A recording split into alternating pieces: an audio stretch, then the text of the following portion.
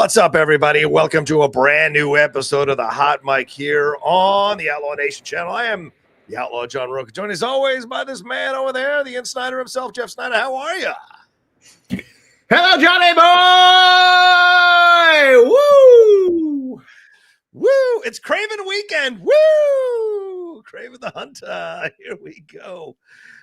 Thank you all for joining us here. So much to jump into and get into here. As what are we like? 13 days away from the holiday. So excited to be talking about some of the final stuff that's breaking here before we get into 2025, which, Jeff, is so crazy. It's right around the corner. How are you? How are you feeling? How you doing? Have you recovered? Are you back? What's the deal here? Oh, yes, I'm settling in quite nicely. It's been a busy week. I mean, it's the pre-holiday rush and all kinds of things need to be done, but we're getting it done, baby. We're chipping away. Had some nice scoops this week, and who knows what's in store for this little show? Who knows what might come out of my mouth? Oh, interesting. Okay, teasing something possibly coming out of your mouth here on the show. I like it. I like it. I like it. Yeah, we got so much to get into, y'all. Chris Evans news, Sony news, Clayface news, Star Wars news, American Psycho news, Chronicles of Narnia news. Got some trailers to talk about. So there's so much we're going to get into here, and stuff may pop off while we're doing the show that we'll talk about if it's breaking news and what have you. So be aware and pay attention. Remember, the Streamlabs and Superchats are open. I already see 3 Superchats that have come through. Send in your love, send in your support, people, as we go along here. If you want your questions, thoughts, or comments read out by me and answered by me and Jeff, then please send in your stuff as we go along. Well, Jeff, we got to start the show with the big news here, and that is that Chris Evans is coming back to be a part of the Marvel Cinematic Universe again. So many fans were shocked, of course, that Robert Downey Jr. was coming back. Not you, because you knew months ahead of time, but people were pretty surprised that this was happening. And now we have ourselves Chris Evans possibly reprising his role as Captain America back in the MCU. What are your thoughts on this? Were you shocked to see this at all? I read your newsletter, so I'm asking a question that I already know the answer to, but what are your thoughts on this so the rest of our fans can hear what you think about the fact that Chris Evans now is coming back on the heels of Robert Downey Jr. coming back? And are we done? Are we getting all of them coming back here by the time it's all said and done? What are your thoughts? I mean, yes. It's just a matter of who they're coming back as, right? Good point. Because, like, I was asking somebody today, I was like, do you think we're going to see Miss Johansson back? And they said, I think it would be weird if she was the only original Avenger who did not return. Yeah, I agree. I agree. I think that means she'll probably be back. But obviously we already said goodbye to Iron Man. We already said goodbye to Cap.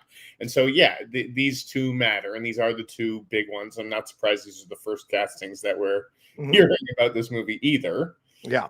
I think this was an inevitability. I mean, were you surprised? Not really. I mean, it seemed like we were heading towards that direction anyway.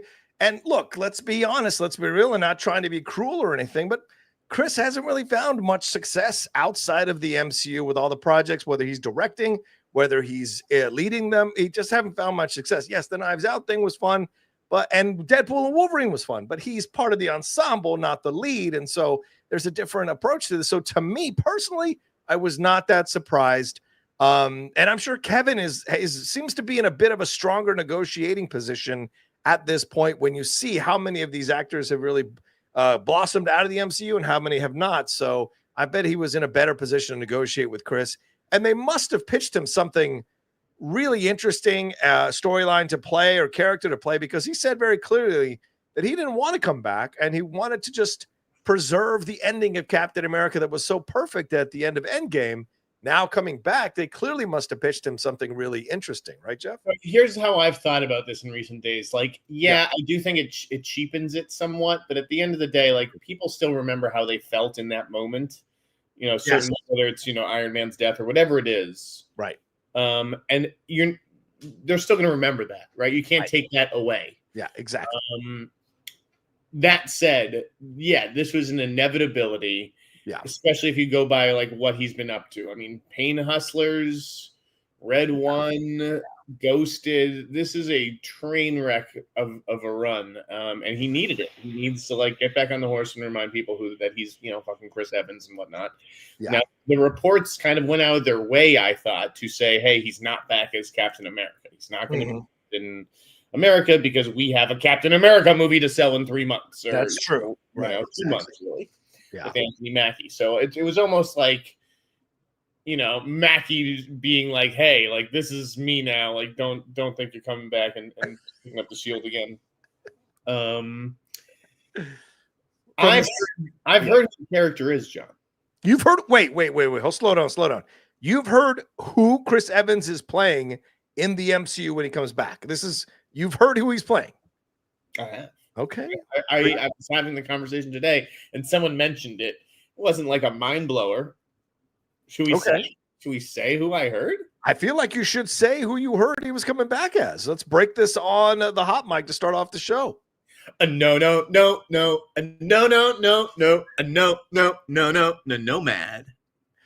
Oh, he's coming back as Nomad. Nomad. I have it here. The original Nomad is an alternate identity that Steve Rogers adopts after he abandons the Captain America costume and title. Yeah. Illusion with the government. Yes. That sounds like something that could happen after Brave New World. Yeah. I'm told that he's just going to be Nomad. Is this going to be connected to the overall MCU with the president, with Thaddeus Ross becoming the Red Hulk?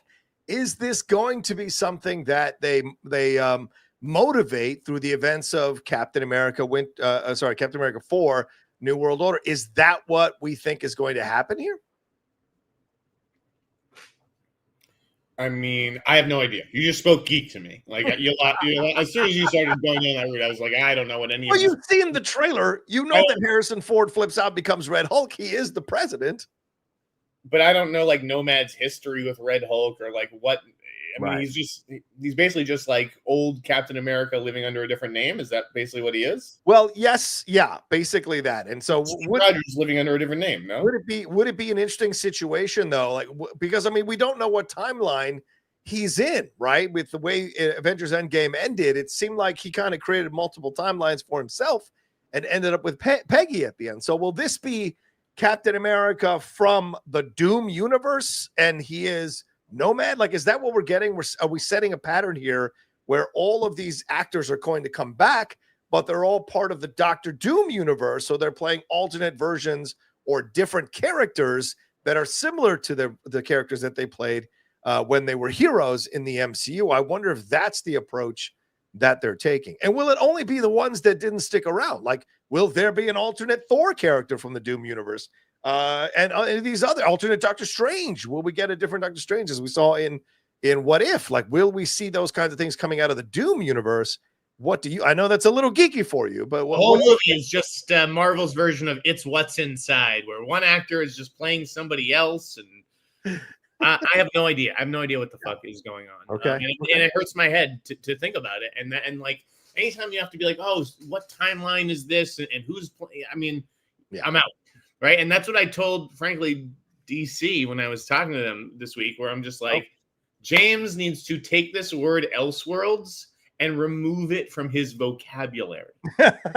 Because I don't know what he's talking about, and neither does any other normal human being. How dare you? How dare you? How dare you? The nerds outnumber you, man. Calm it down over there. But look, there have been multiple versions of Nomad. There was Edward Furble, Jack Monroe, Ricky Barnes, Ian Rogers. Those are all different types of versions of Nomad. So Ricky Barnes was the female Bucky, so they're not going to go that direction. But Jack Monroe, Edward Furble, Ian Rogers, he could be a version of Nomad that is not Steve Rogers, that is a completely different name, but it's Chris Evans playing that character. Could be interesting. And look, Chris, as we saw from Deadpool and Wolverine, he's certainly down to have some fun and mess around with certain things and come back and play different versions of his character. You know, as we saw him cussing up a storm at the end of Deadpool and Wolverine in the post-credit scene. Or mid-credit scene. So he seems like the kind of guy that'd be up for it if you wrote something funny. Hell, even had a cameo in, what is it, The Fall? Which one was it? With Ryan Reynolds there, where he goes into that simulated game universe. He even had a Free Guy. He even had a cameo in that. So clearly he doesn't have like a pretentiousness about this. It just has to make sense to him. So an alternate version of Captain America that is Nomad makes sense. And look, Nomad, there are a lot of people thought he was Nomad in Infinity War when he came back with a beard and fought some of Thanos' people. So could make sense, man. I don't know. Nothing makes sense to me. All right, but what does this mean to you that they're bringing him back? What does it mean to you that they brought back Robert? Now in the tandem, those two. It means they're desperate. That's what it means. What do you think? That's what it means. Yeah, that's what I'm asking. So yes. I think that they need some mega hits again. Yeah, because those, it's like when you win the championship, John, it buys you a few years to stink, right? And so each time that they put out $1 billion movie or $2 billion movie, as this one's probably going to be, right? It buys you time for the next 3 or 4 years to experiment and fail, whatever. So right. Well, Joanna Robinson said in her follow-up to her book about the MCU that Kevin Feige had said that Secret Wars was essentially going to be a soft reboot. So do you think a lot of people are speculating they're going to bring everybody back to give them one more goodbye, get them across the line? Or do you think they're bringing everybody back to maybe explore the possibility of continuing them in some form or fashion after Secret Wars? Or is that too much to ask? I mean, God, I think that these things have to move on. Right? You have to evolve. Yeah. And I think that so a lot of people are like, is this really the final reckoning for Ethan Hunt? Is this really? I think it is. I think it is. I really think he's going to kill off the character. I think that Tom Cruise knows that, like I said, a good story has a beginning, a middle, and an end. Right. And all good things come to an end. And the story becomes better when there is an ending. And I think that these characters, if it is Secret Wars, there's got to be an ending. Yeah. Because the X-Men, that's the future. Right? It's not, we need more adventures of fucking Chris Evans, Captain America. Yeah, it's crazy if you're going to do a soft reboot here, and man, I hope it works out, because there's the Fantastic Four, X-Men, if that's a 1-2 punch, I think Marvel could really explode back in the pop culture zeitgeist at the levels that they were at when Infinity War and Endgame were wrapping up. So we will see what happens with that going forward. Anything more you want to say on this, or shall we move on? Anything else you know about this story? No. All right, we're moving on. Well, speaking of a universe that will probably no longer continue, let's talk about this stuff on the heels of Kraven coming out this weekend. There's a new report from The Wrap written by Humberto Gonzalez talking about what is going on here with the Sony Spider-Man live action universe. And apparently they are going to halt production or not go forward with any more movies out of the Sony live action Spider-Verse in the vein of like Madam Web and Morbius and Venom, and with Kraven tracking to only make $15 million after it was budgeted for the budget was $100 million for that movie. Basically, that's what they're saying here. A talent agent and a number of other people giving some comments off the record, essentially saying that Sony is going to halt this thing. And some of the reasons they gave, Jeff, are the reasons we've been saying for years now about the quality of the product, about the interest in the product. And it seems like the surprise of that Venom trilogy had kept this whole idea afloat for longer than it should have been. And now maybe they finally read the tea leaves and they're going to stop. And they're going to be focusing on a Spider-Man universe, Spider-Man, after they finish off Spider-Verse, so the animated version. So what do you think this means, Jeff? Do you think we're going to see Toby or Andrew Garfield back, and that's how they're going to walk back into this thing? I mean, none of these movies worked, right? Maybe you could argue that the first Venom kind of worked. Yeah. And granted, I haven't seen the third one, which some people said was the best one. No.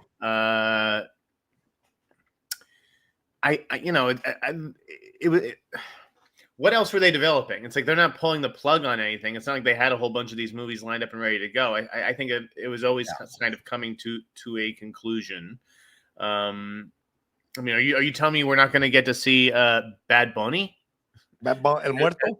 As El Muerto? No, I know he already dropped out of that one. But like, like what were the other Spider-Man villain things that were developed? Well, there was Silver and Black. Right, Silver and Black. Yeah, there was talk about the cat one that they were going to develop with Felicia Hardy. So there was a number of ones that they were kicking around. At least there was talk about a Sinister Six with bringing Keaton back into the fold here with what they did at the end of Morbius. So there was talk about possibilities, but as you said, I mean, all these other films did not make money. So listen, I think the problem is the approach. I actually think that you can, as DC has shown, right, with the Penguin series and stuff. I mean, and we'll see what happens with Spider Noir. Yeah, like, that could prove to be a hit. But I do think that you can take, villains that maybe aren't super well known, and the Penguin is very well known, and make something interesting out of them.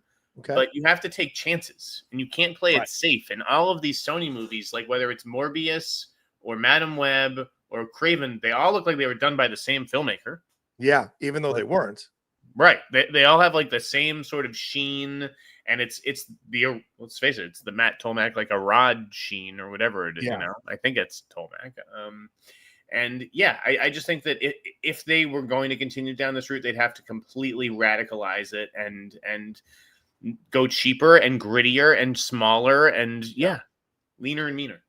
That's what it seems like we're going towards, is, as you just said there, the leaner and meaner approach to it because of how much money they've spent on these movies already. So, but maybe they do open the door to bringing in Andrew or Toby, which has been talked about since the one that happened a couple of years ago. And so there's a lot that's happening here that could make some changes. It could end up being a positive down the road. But I mean, JC Chandor came out this weekend in interviews and saying, I've already got an idea for a sequel to Kraven. And Ariana DeBose is, they should move Kraven over to the MCU. And it's like, everybody needs to stop. Like, just, it's done. They're cutting their losses. They're moving on. And I agree with you. You need to bring in different filmmakers and probably different executives, Jeff, because there's no coincidence that they all kind of look the same, that they all seem brusquely edited. Although this, I think, was the longest one. The Kraven one is the longest one they've ever released. But in the end, it all felt like a cash grab rather than a quality grab. And I think that affected the product overall. And finally, they seem to have seen the light on all of this. But the Spider-Man Noir situation is an interesting point, right? Because isn't that what's causing the problem with Lord and Miller? So do they really think Spider-Man Noir is going to like shock it? Nicolas Cage is not going to restart this entire situation, for God's sakes, or save it. I mean, I think it was Jarrell Jerome who came out and said that he still hasn't recorded his lines for Beyond the Spider-Verse, which by the way was supposed to come out, this year. But don't worry, everything's great. Everything's going great. There's no date next year, but everything's going great. Jeff, stop reporting lies. Stop reporting lies, Jeff. So listen, I think that Sony, Lucas, there have been a couple places to sort of wash their hands of Lord and Miller, and I'm not saying one thing or the other. I think that these guys are super talented and creative, and it can be tough to reconcile that or get along with executives sometimes, but sure. Yeah, I just so they're focused on Spider-Man 4, right? More movies with Tom Holland, more Spider-Verse movies and Spider Noir, and that's kind of it. And as they should, it's like, what are these movies without Spider-Man? What is Madam Web without Spider-Man in it? Yeah, I agree. That's the thing when you look at it. It's like you got to have it, and it's what everyone's was saying from the beginning, even with the success of Venom, was that how come all these people are connected to spiders, but we have no spiders in the movie, and they find weird ways to put spiders in the movie. And like, there's a sequence in Kraven that they bring spiders in, and you're just like, this is so fucking dumb. I get what they were trying to do, but this is so fucking dumb. Just like with Madam Web. Oh, my mom was in the Amazon, doing things with spiders. And even Morbius had a bit of the spider thing as well. So it's like, okay, where are we going with this? So I think it's smart what they're doing, but will they learn their lesson, Jeff? That's the question. Will it just be a pause and then just start all this shit back up again and deliver the same kind of quality product? That's my concern. Well, I mean, you have to make movies after Spider-Man 4 and after Beyond the Spider-Verse, right? Yeah. Like, well, what are those movies going to be? Yeah. And I think Sinister Six is a good idea. Yeah. Might as well go big rather than like hey, we're gonna just do a 1/6 of a Sinister Six movie. Yeah, exactly. Yeah, those haven't been working. Anything else in Umberto's report that stood out to you? Anything that you want to make sure we highlight? No, I mean he had a great week though this week. Yeah. Oh, what was the other thing you reported on? Didn't he break the Chris Evans thing? Or? Oh yeah, it probably was him. All right, fair point. Fair point. I don't know. I can't remember. It's all a blur. And we'll get to the Kraven review a little bit later on in the show, just as a thing at the end of the show when we wrap up everything we got going on here that we're talking about. Let's move on. Speaking of breaking story, we should definitely move on to this one, Jeff. I talked about it last night or actually this morning on the new episode of the Jedi Way.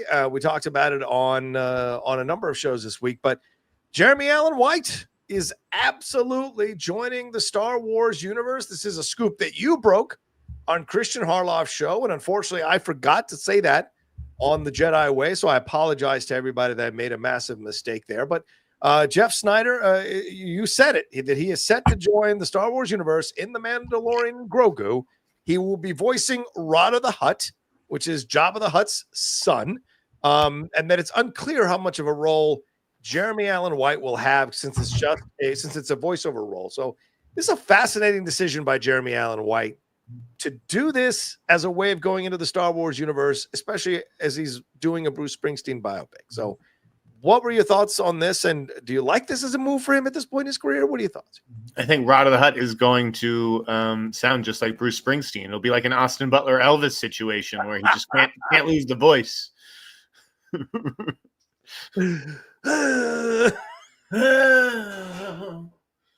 me find Grogu. Princess Leia, can you come out tonight? Oh, Mandalorian. I don't know what I'm doing. Is that my Bruce Springsteen really? That's good. That's very good. Yes. Listen, I think that Disney, loves this guy who has not taken like a payday role yet. He has not like cashed in the chips on some big blockbuster or anything. And this allows him to like retain his live action, availability for like a big thing. And it could, whether that's Star Wars, right? Because I think Andy Serkis voiced a role and then played a live action role, right? Yes, he did in the sequel trilogy as Snoke, and then in Andor. So yes, right. Okay, so maybe this just gets a relationship going with Lucasfilm or something. He could still be handpicked by Marvel or DC for something, because again, this is just a voice role. So I think that it if it fits with his schedule and it's good money, and this movie does seem like it's going to work, right? Based on the built-in fan base that Mandalorian has. I think that's why they're doing it. Yeah, makes sense. This looks like a fun one-off for him. Like, okay, I'll come in, I'll play the character. And there are a lot of rumors about, will he be taking over his father's enterprise and empire, with the, was it the cousins or the twins that were taken care of in Book of Boba Fett? So maybe there's a power vacuum. So Jeremy Allen White comes in as Rada the Hutt and takes over, following in his father's footsteps. And we saw the Hutt sigil in recently in Skeleton Crew. So this is around the same time frame. So the idea that the Hutts would still be around is believable and is already canon. So that makes sense for him to step in. I do want to give a shout out to Schmodown friend of ours, Jeff, Brian Ward, who did a hilarious Photoshop of Jeremy Allen White as Rada the Hutt. I mean, this is really good. If this is what it ends up being, then shout out to Brian for giving the idea. That's exactly what it'll look like. It's so perfect. I can't even.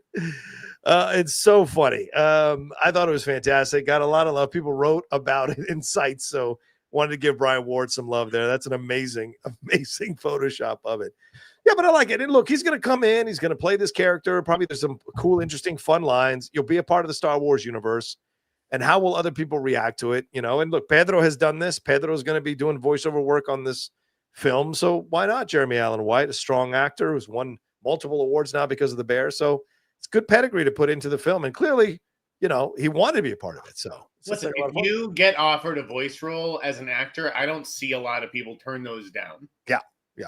You know, and granted, I mean, Brad Pitt has done some voice work. Actually, Tom Cruise doesn't. I don't know if like Tom Cruise is getting offered a ton of voice work and he turns that down. That's a good point. You know, but like in general, it's considered pretty easy work for pretty good money. Oh yeah. So if you're Jeremy Allen White and you're a young guy, probably starting a family, I don't know if he has a kid or not. But yeah, I think you do it. It's nice work if you can get it. You know, that's for sure. It's not easy to get. I mean, when you have when you're a name, it's certainly easier to get, but you know, it's not that easy to get, and that's why you hear the same names all the time with the talent when it goes to voiceover stuff. All right, let's see. Do we want to do a quick one? No, let's take a break. Let's take a break here, Jeff. And on the other side, let's jump into some other big stories that we're going to cover here. And hey, keep the Streamlabs and Super Chats coming, everybody. Over 500 of you joining us live right now. Thank you so much. We appreciate it madly. Jeff, where can they subscribe to your newsletter? Insnider.com, baby. We're going to be talking about DC, right? Coming up. Coming up. So much DC conversations. All right. We'll be right back right after this.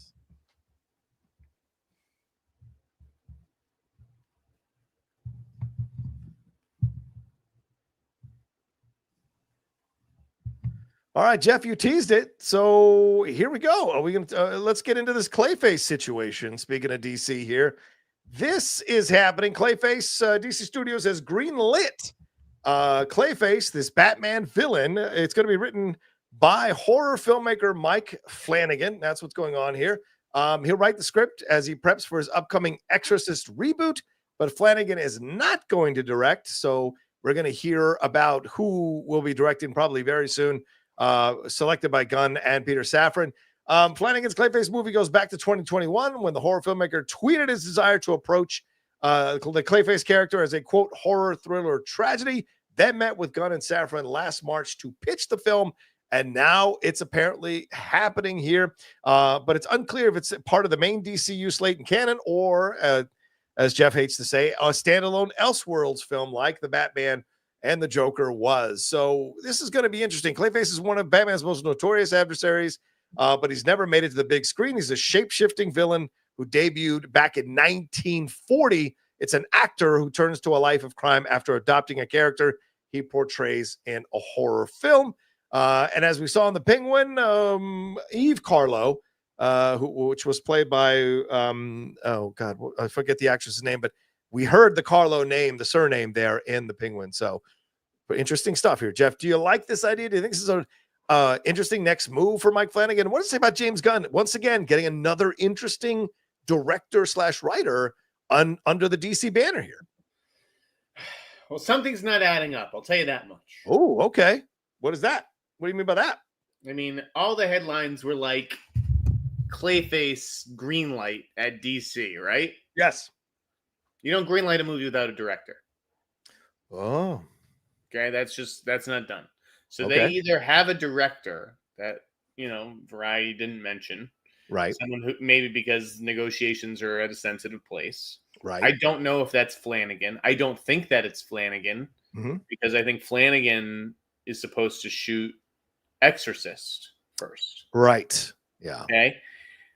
Now, one source speculated that Exorcist could be down the line already, and like he could do Exorcist like in the first half of next year, turn it around quickly, and you know then jump onto Clayface. But like, right in that case, you're Amazon. Amazon just signed Flanagan to a deal. Are you really waiting for him to do 2 non-Amazon movies? Yeah. You know, while you're paying him, that doesn't make sense. So. Yeah. Because he's supposed to do the Carrie series as well. So, like, I don't, you know, if Deadline and the trades are saying there's no director attached to this yet, I think if it was Flanagan, the deal would be done by now. Yeah. So it probably is going to be another director. Who the fuck could it be? I have no idea. I mean, I have an idea. Could this be Muschietti? Because he's comes from horror, right? He did Mama. True. Bold and the Brave, is that real? Or is that one of the projects that DC acts this week? And we'll talk about that in a second. Yeah. This is the same this is the same feeling that like Jamie and I basically got when we said James Gunn was going to do Superman, right? When James Gunn spent months and months and months denying that he was directing Superman, and then it was obvious that he was directing Superman the whole time. Yeah. Let me ask you: could James Gunn be directing this? This is exactly what I was going to say. I absolutely think that they haven't announced it because it's James Gunn, and I think this makes all the sense in the world. This is his kind of movie. It's the same playbook, yeah, and it is something smaller than like. If we're gonna do a Clayface movie, we can't make it for $200 million. Right. It's gonna be a small 75 million to 90 million kind of thing, and this is James doing something smaller after Superman. Shooting 5 to 6 weeks tops, maybe 7. No, that's really small. I don't know about that, but but it's the same. Rocha, it's the same playbook as far as like you don't announce a green light for a movie unless there's a director. And the last time that they did that, Gunn was the director. Right. Yeah, this to me makes all the sense in the world that it's Gunn. This is his wheelhouse. This is the kind of stuff he grew up doing through trauma. So I absolutely think he's the one that wants to do it. And he's probably super excited that Mike Flanagan wanted to write it. So that's one less thing he has to worry about.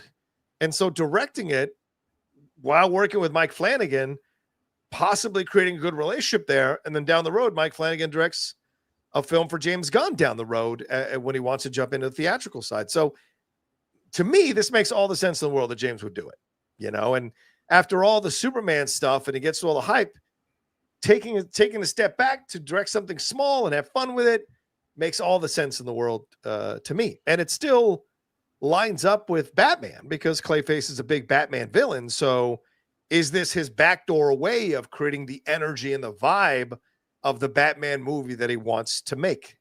So again, I mean, it's the if there was another director, I feel like we would have heard about him by now. The only reason we wouldn't is if the director is the head of the studio. Yeah.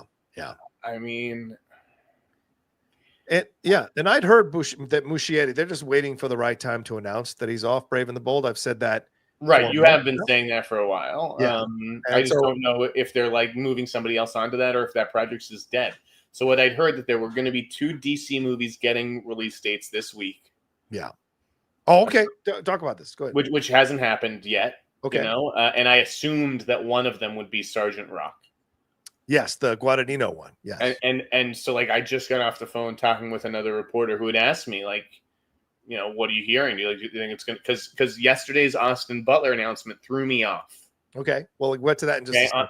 On the American Psycho thing, which is Luca as well. Yes. It threw me off. I was like, oh shit. Like how could he be doing Sergeant Rock first, but we're getting casting announcements for American Psycho already? Yeah. The way it was explained to me is Sergeant Rock is next for him. Mm-hmm. That's why I felt comfortable saying that that's going to be one of the release dates. Right. Okay. The American Psycho thing, which we're going to talk about more in depth, felt like Lionsgate reminding everybody, hey, we're for sale. And now we've got a super hot star in Austin Butler playing Patrick Bateman. Like, buy us, buy the packages that we have in development and things. Anyways.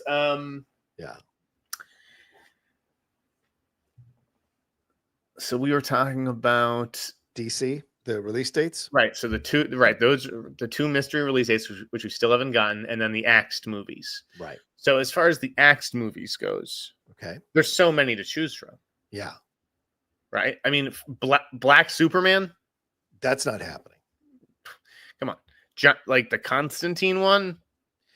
Yeah, I don't know about that. Yeah, the Authority. I think that's happening. I don't think it is. Really? I think the Authority came in way too expensive. The script. And okay. Like this movie's going to cost like $300 million, and there's no fucking way we're doing that on this. Okay. And that's why I think if there was that rumor of could there be an animated Authority? Right. Is that how we do this story? Because I think it costs just too much to do it in live action. So I wouldn't shock me if that was gone. Okay. But again, this is pure speculation on my part. I just know that right before I went to press, someone reached out and was like, "By the way, he axed a bunch of projects." Oh, okay. So we know Superman's coming. We know Supergirl is coming. Batman Part 2 is supposedly still coming. Let's talk about that in 1 second. Okay. But let me finish the thought. Swamp Thing is the other one where like Mangold got asked, like, what's up with Swamp? He's like, I have no idea. That could be another one that also got the chop. I don't know. Yeah. And and there was with the Constantine 2. Yes, Clayface, Sergeant Rock. Oh, and the Bane Deathstroke movie. Is that still in play or not? And Teen Titans and Dynamic Duo and Jurassic League. Right. There's a lot of fucking stuff in the works up there. And here's another project that could be axed. Yeah. Waller. Where's Waller? Yeah, the Viola Davis series. Yeah. Yeah. Yeah. Yeah, it's a fair point. Booster Gold. Right. We just named like 15 projects. Yeah. I don't think all of them are sticking around. And that isn't, exactly. Because you've got so many. You've got Booster Gold, Paradise Lost, the Blue Beetle animated series. I was going to say Paradise Lost. I was just going to say we named 15 projects without naming a Wonder Woman movie. Yeah. The Gotham PD. But I guess that's what Paradise Lost is. It is. That was what it would be, I guess. Yeah. So, there's a lot of stuff in the pipeline. So now he's going to start cutting. Why would he start cutting though, Jeff? What do you think this is all about? Was this always the plan to kick around a bunch of ideas and then eventually start cutting? I think so. I think that's exactly what it is. Cast a wide net. Let's see what comes in. Okay, we've got first drafts of these 12 scripts. Well, let's do these 8 and these 4. We're good. We're not spending on a second draft. Right. Let me take a sip of my drink. Okay. Yeah. Again, a Wonder Woman prequel show without Wonder Woman. Didn't we just do that with Sony? Spider-Man films without Spider-Man? Does it make any sense? Viola Davis voiced 1, 2, 3 scenes in the first episode. We haven't seen her since. Who cares? What is this proof of? Are they giving her own show? Like I thought that this should already be like in the works, or should be like in motion, like a release. I'm sure she'll be in Peacemaker season 2, but how big a role will be? The reason that there's only one show at this point, or and I granted this is all still pretty new, but it's because it's one guy doing everything. One guy? Yeah, exactly. Yeah, I mean, for the most part, I mean, Kevin Feige has a huge team, and like he's good at delegating, and that's because he's a producer and executive by nature. Yeah, I mean, Gunn, this is still new to him. He's a filmmaker by nature. Yep. Not filmmakers delegate too, but. Yeah. Well, isn't that the question we had from the beginning? How would he operate in this kind of a situation? So kicking around a bunch of ideas, hearing from multiple creators, what their approaches are, what their pitches are, initially maybe saying yes. Cause like those are a lot of the ones we mentioned are ones that reporters broke. Right. And a lot of them are ones that the reporters broke. So how much of those are actually going to happen? How many of them are really going into the motion? So he gives himself a little bit of an out by not confirming all of them and can make the cuts as he sees fit. And it doesn't necessarily look like he's, all over the place. So I think it's a smart move. You want to see what you want to shake the tree a little bit and see what falls out. I got no problems with that. Well, speaking of the Austin Butler thing, we should talk about that. He is going to be American Psycho. He is going to be Patrick Bateman. Jeff, are you surprised by this? Where's the picture? There he is. Look at that. Look at that. There he is, sitting in the shoes of a Batman. And this is coming from a number of reports, Hollywood or Variety, saying it's their exclusive that he is set to star Luca Guadagnino's American Psycho remake or reboot from Bret Easton Ellis, who wrote the original, obviously, for Lionsgate. The script will be from Scott Z. Burns, but will not be a remake of the 2000 film. So do you like this? Do you like this as an next move for Austin Butler? Well, we're going to talk about it. After this conversation, let's go back to the Batman 2 stuff. Okay. We did forget to come back to that. Okay. Austin Butler as Patrick Bateman. I guess it all comes down to like Luca's vision and approach to this. Yeah, he feels very Christian Bale-y to me. Okay. Yeah, just a little similar. Okay. But I wasn't like super surprised because I don't really think Lionsgate can fuck around here. Yeah. I don't think that they can just pluck some, rising star like Christian Bale was in 2000. Yeah. this is like a key piece of IP for the studio, and they needed to basically put one of the 5 people in it, the 5 young stars in it who can fucking get a movie made, which is Timmy, Tommy, Austin, Jacob, Jeremy. Are you trying to do the Good Will Hunting? Are you trying to do Timmy, Tommy, Mikey, Davey, Diamond, Promi, whatever the fuck it is? I love that. I always love that. But yeah, there's 5, 6, 7 guys, young guys who can get a movie like that made and pack people into the seats, and Austin Butler's one of them. So not surprised that they went in that direction. But yeah, he just feels a little familiar. Yeah.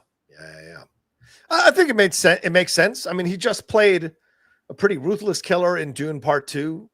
So why not have him play on the charm that he has established? And look, people are making fun of him for the Elvis voice still. I saw a bunch of TikToks when this news broke yesterday, people making fun and saying what his Patrick Bateman would be like. And so what's a good way to break out of it? Do a role like this, bring a whole new different voice and approach to it, and see what you can create. So I like the idea. I like Scott Z. Burns as a writer, so I am curious to see what this combo is going to look like. Because I got to be honest with you, I'm not the biggest fan of that movie. So I think there was a lot that was left on the floor of that film that could have made it better. So maybe there's some things to hone and sharpen and bring it up to a 2024 taste and see what the commentary is. It's not a great movie. I agree. It's a good movie with some like great scenes. Yes, but it's not a great movie. Yeah. So I'm not like totally against the idea of like a reboot or another adaptation, a reinterpretation. I think that's fine. I wouldn't be surprised if it became a little bit more Trump centric. Ooh, the book is right. Trump is like a major figure in the book, and it didn't really make sense to include that in 2000s, but I think it kind of does now. Yeah, it does. I just, Austin Butler, he's going to be another like Bale, or like you just see in the Monkey trailer with Theo James, like another one of these really handsome dudes whose like face is going to be covered in blood. Gosling in Drive, you see it, right? Yeah. It would have been interesting to see like a character actor, somebody a little bit more interesting than Austin Butler. Like I put out that guy Corey Michael Smith from Saturday Night. Oh yeah, just anybody who has a little bit more character to them rather than just like movie star vibe. But I get it. You got to put butts in seats, bro. Yeah, I get it. I get it. Didn't you like him in Bike Riders? You didn't think he did a good job in that film, or no? I did okay. Oh, interesting. All right, I might find out. I need someone creepy. I don't think of him as creepy, but I guess I may not have thought of Christian Bale as creepy before he did that. So Dune Part 2, you didn't think it was creepy in Dune Part 2? He was good. He was great in that, but I don't know. I think it'd be interesting the way he plays it. I think he's got that level to go to. So I want to create space to see what he does. I'm going to hold space. A random question for you: do you think of him as American? Yes, of course. I mean, the Elvis voice. And because I know about him and Vanessa Hudgens, so yeah, he's always been American. He strikes me as a California boy, even though I don't know if he is a California boy. But I thought he was like Australian or British or something. What? Like I went yesterday to like just double check that he was American. He is, but I don't know. I just think of him as one of these guys who can do the accent. Well, maybe because you saw Elvis and everybody else in that fucking movie was Australian besides him and Tom Hanks. And so maybe you thought that he was Australian. Whenever he opens his mouth, I just imagine he's going to have some British or Australian accent. But even though he's never done that. He's never done that once. I don't know. He's American, Mike Joyce. Yeah, he is American. America. Let's move on to something else. I really want to get your thoughts on this. And because I want to talk about this 28 years trailer in just a second, but I want to get your quick thoughts first on this. Do we want to go back to Batman Part 2 first? What did you want to say on that? we got to go back to Batman Part 2. I mean, so there were rumors that Clayface was part of Batman Part 2 as well. Yes. So it's like, is this going to be before or after Batman Part 2? If this is supposedly shooting early next year, that would mean it would definitely be out before Batman Part 2.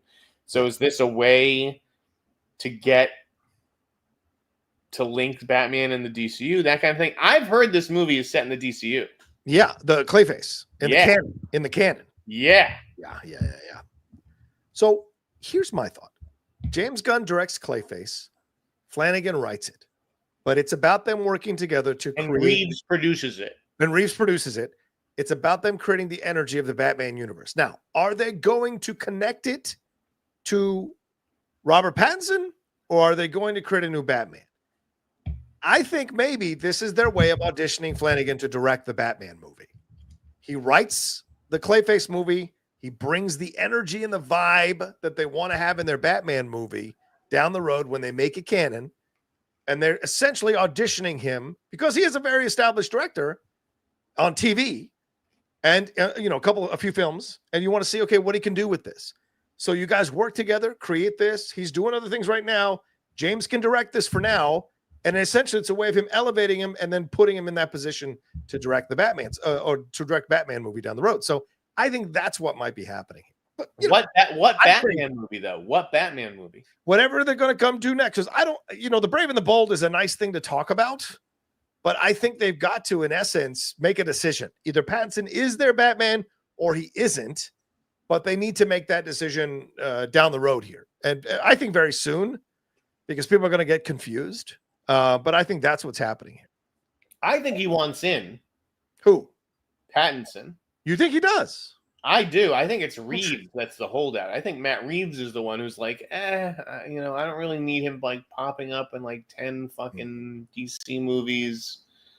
I don't need him to be the mentor to somebody like Iron Man turned into with Spider-Man. Like, I just want to tell. That's what I think is going to happen, but I don't know. Look, as someone's saying, Jay said, Gunn has already said that he will not use Pattinson. Guys, please do not listen to a fucking word anyone says as Bible, okay? They change their minds all the time. And that's what my James Gunn editorial was getting at this week. It was a piece of tough love. It was you got to get off social media, dude, because everyone is thinking this, whether it's press, industry. It's just like, you're not just directing Superman, like you're running a studio. Why are you on social media so much? Fighting with people and policing the internet with all these rumors? Like, just let the work speak for itself. The work will answer the questions that these people have. Man.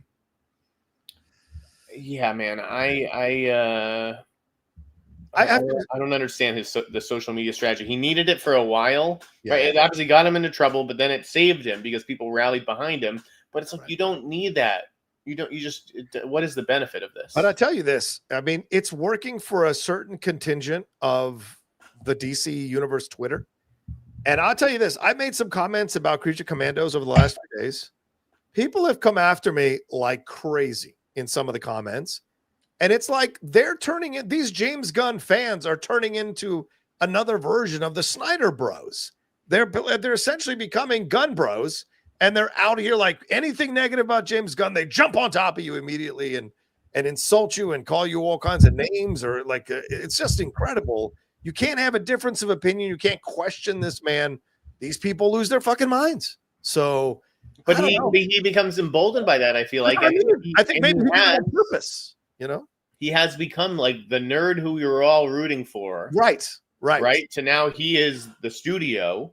Yeah. And he has become the bully, striking down at smaller people, being like, actually, and it's like, again, we caught him not that we caught him red-handed. It wasn't like a gotcha move, but like with the Adam B. Very stuff from 2 years ago, where Adam said, hey, our sources are saying they're exploring this idea of Pattinson in the DCU.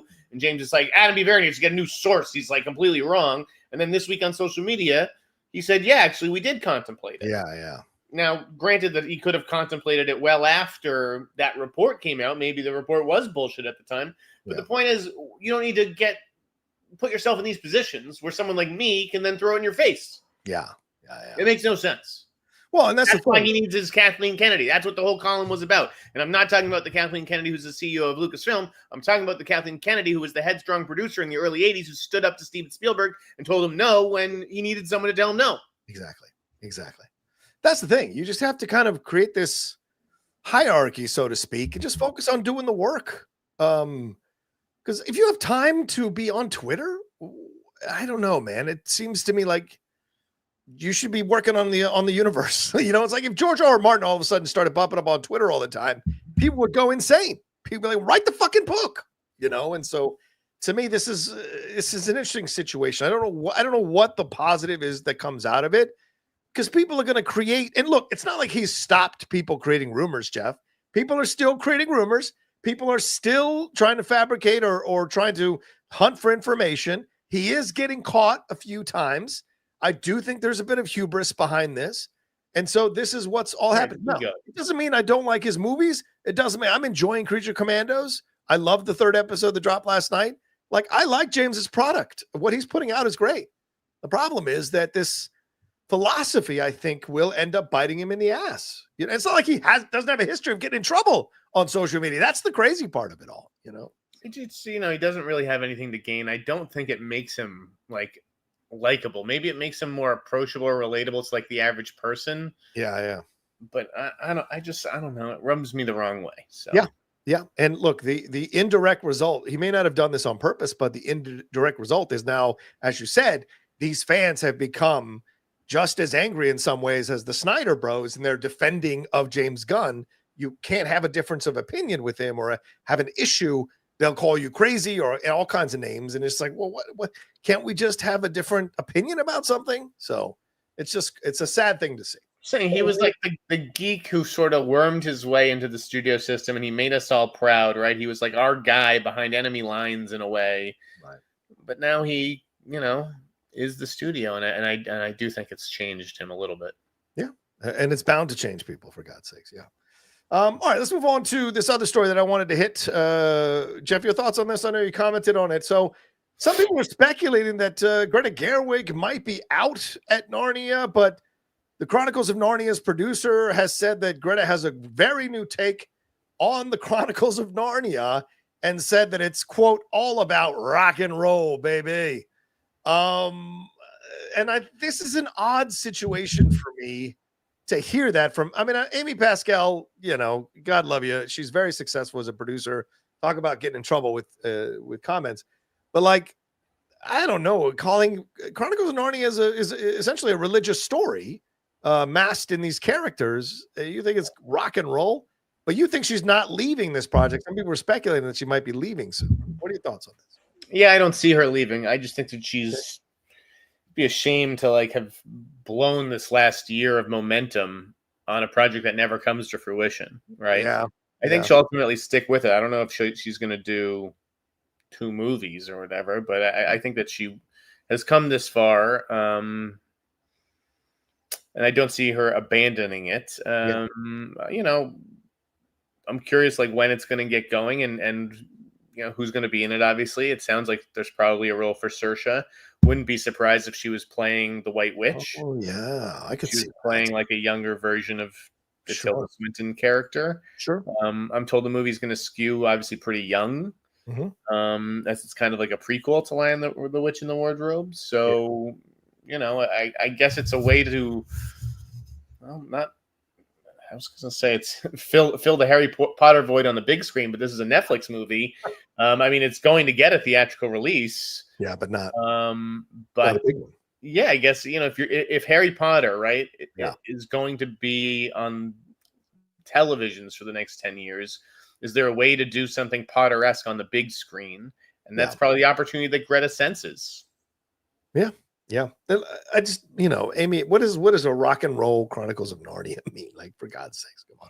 I'll tell you, it's exactly what a punk rock Superman is, and you'll see what I mean next week.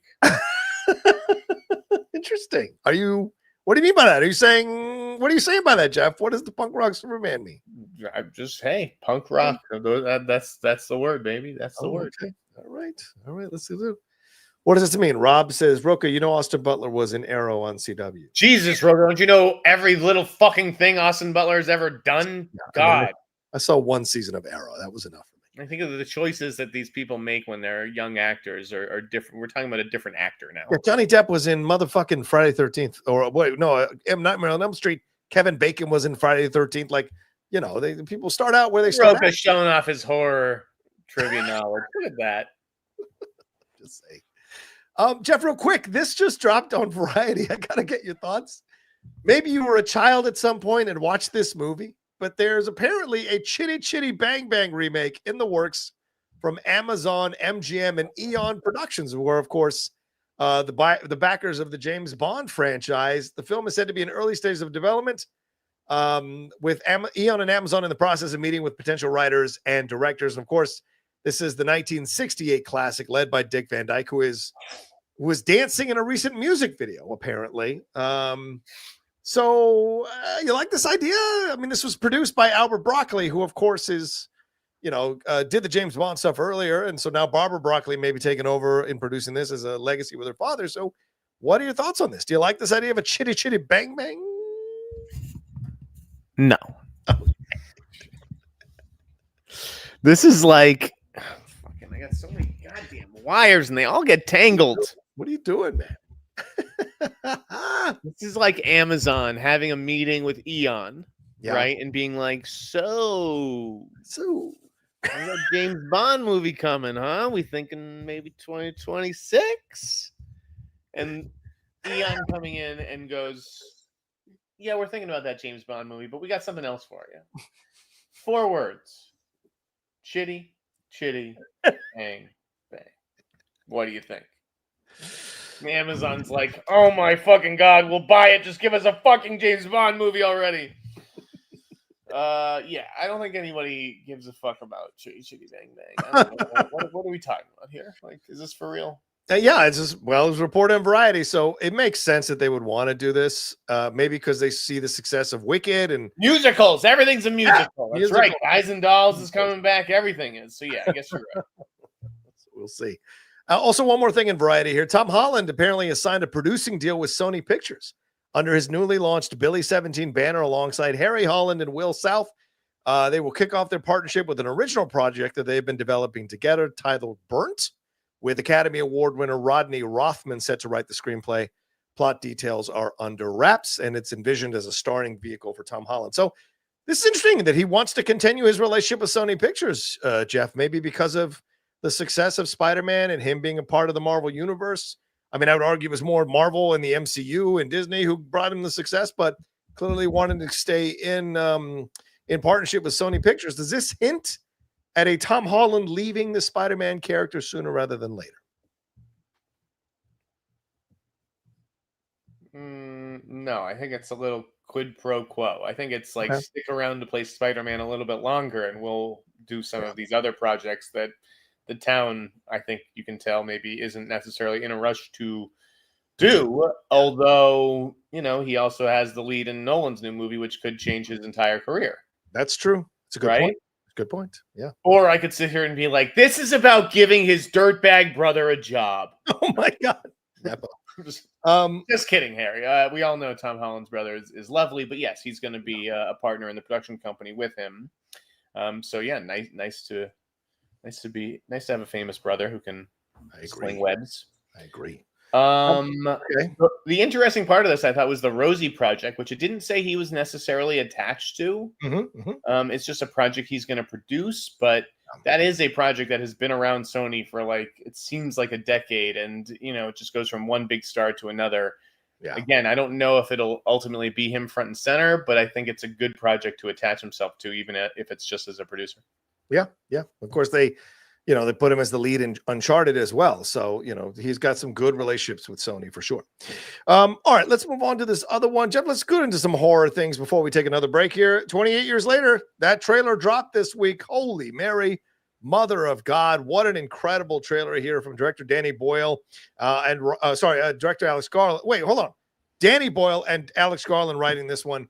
What did you, with Aaron Taylor Johnson leading it, Jodie Comer, Ray Fiennes, Jack O'Connell, Cillian Murphy, which some people have dispelled that it is not Cillian Murphy who's the zombie in this in that trailer. So what did you think of this one, Jeff? This one burned up the social media and YouTube reactions. What are your thoughts? I think it just shows how much love there is out there for the original. People don't really talk so much about the second movie, which was okay. It's okay. Fresnadillo did a decent job, but that first movie really is a landmark horror movie that's holds up. Yeah. And I think people want to go back to that world and revisit that character. Now, again, if you read the newsletter, I don't think you're going to see Cillian Murphy in this movie. What? I don't know. Really? People Is he reported 100% to be back for this movie? It seems like, and that he might be the one running the community that you see in the movie. I've heard he doesn't show up until the end of the second movie. Wow. Because there's 3 movies. Okay. I think the third movie would sort of be anchored by him, but kind of a closing of the circle. Yeah, that's what I think, but I don't know. I just don't think he'd come back to be a supporting character in like an Aaron Taylor Johnson movie. I find that hard to believe. I thought maybe that he was going to be like popping up at the end of this movie and then having the lead in the second, but I don't think that's the case. So I'm not sure what to think, but I did think it was funny that everyone thought he was that zombie, that was how they were just gonna give that away right then and there. Yeah, let me bring this up. Let me share this to show people that it is not. This is who it is. British art dealer Angus Neal says he is the zombie from the 28 Years Later trailer. But I mean, it kind of looks a little bit like Killian. So I can see it. Yeah, but he certainly clarified that he is the zombie and not Cillian Murphy. So, yeah, but I did that people went in with. And yes, Cillian is involved as a producer or whatever, but I'm not sure if he's on camera in this first one. What did you think of the trailer, though? Did you like it? Did you like the horror? Yeah, I did like it. You know what I liked? I liked the old timey audio. Yeah, the Rudyard Kipling poem. Yeah, that shit worked. Do you know that about the story? Like people play, like the UK and the US use that to use that as psychological torture for prisoners when they're trying to get information from them. So it is interesting. No, I didn't know that. Yeah, I was curious why they chose that. But yeah, I thought it was a very effective trailer from Sony. Yeah. They've had some good ones this year. Yeah, that's true. That's true. It looks fantastic. I can't wait to see it. All right, let's take a quick break. On the other side, we'll hit a couple more news items and then get into your Streamlabs and Super Chats. Send them in now. If you want us to answer them, send them in now. We'll be right back right after this.